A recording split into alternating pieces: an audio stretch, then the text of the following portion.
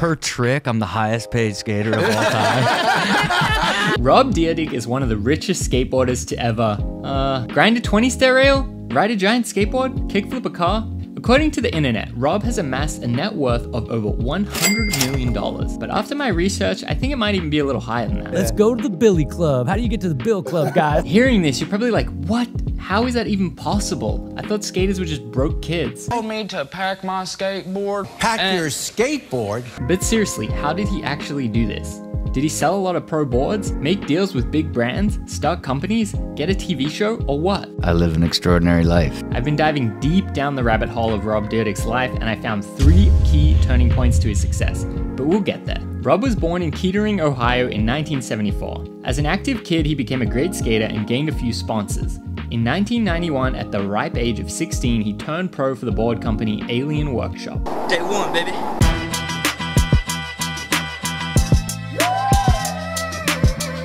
Around this time, Drawers Clothing had just become DC Shoes. Rest in peace, Ken Block. Rob was an integral part of Alien Workshop in DC. He shot photos, released video parts, went on trips, did contests, did demos.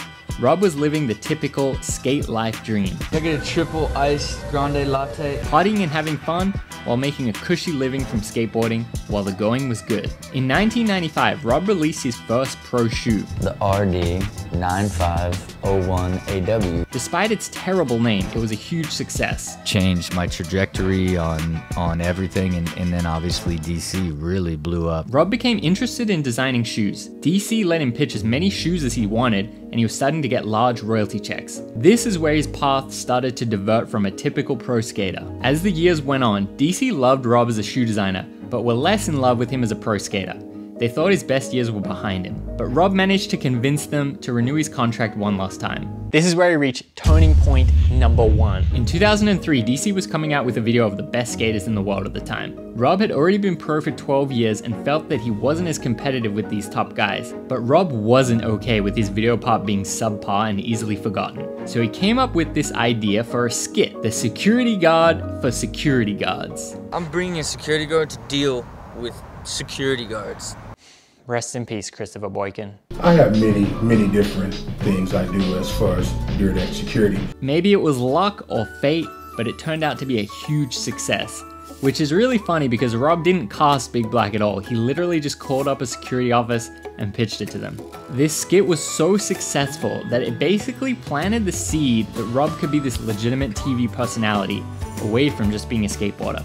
This eventually led him along the path with MTV, and over the years he had the shows Rob and Big, Fantasy Factory, and Ridiculousness. But we'll get back to that. Simultaneously to this time, Rob had been busy. He loved skating, but he had a new interest in business. He was undertaking all these different skate ventures.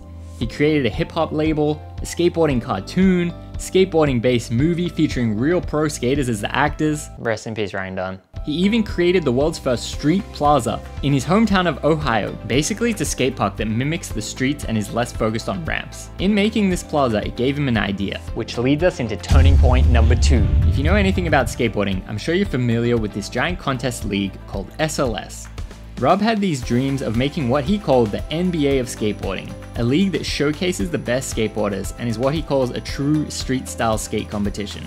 It's kind of a long story, but all you really need to know is, for Rob to be able to break into the competitive world of skate contests and compete with the giants, a few things lined up well for him. Firstly, he was already an established pro skater in the right circles, so it helped get this off the ground. But secondly, he heard about this new technology that the Maloofs just passed on. It was for real-time scoring. Hearing this, Rob had visions of what he called buzzer beater moments. A time where everyone knows everyone scores, and it can come down to one final trick to win it all.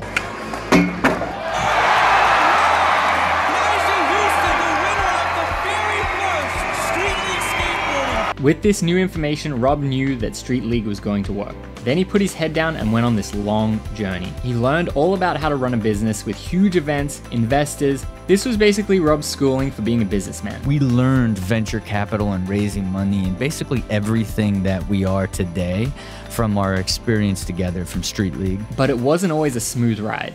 SLS would do 4 events a year that cost about $2 million, and it wasn't sustainable.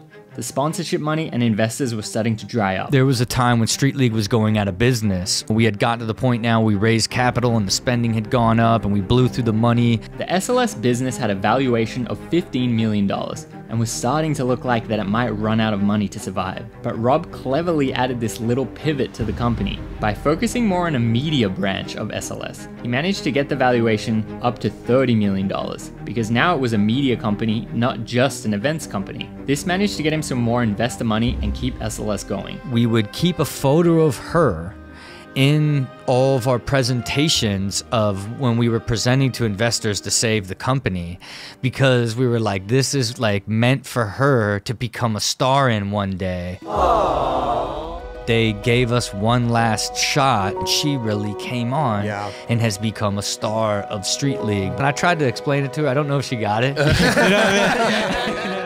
At this time, Ridiculousness was a huge success and was playing around the clock on MTV. Rob had been using his business skills to negotiate the best possible deals and structure the production of the show in his favor. Rob ended up making a very complicated merger with Street League Skateboarding and a couple of his other companies for a sale of a grand total of a load of money. It's in this moment where Rob fully embraced his entrepreneurial lifestyle. Rob now runs his company, The Dyrdek Machine, where him and his team invest in building businesses and eventually sell them for big profits. Rob also started to focus on his time management schedule and a healthy lifestyle. Rob doesn't really skate much anymore, but he reflects on how skating was always with him. I'm, am always connected, will always be a skater, right? In the sense of like, you just look at everything on its skateability in the world, it's like, and think about it from a failure perspective, like and evolution. You want to learn a trick, you have to keep trying it over and over and over and begin to make adjustments and learn from it until you finally get it. Then it's like, whoa,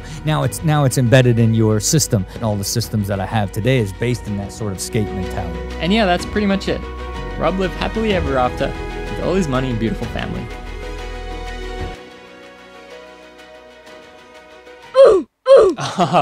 Yeah, right. Turning point number 3.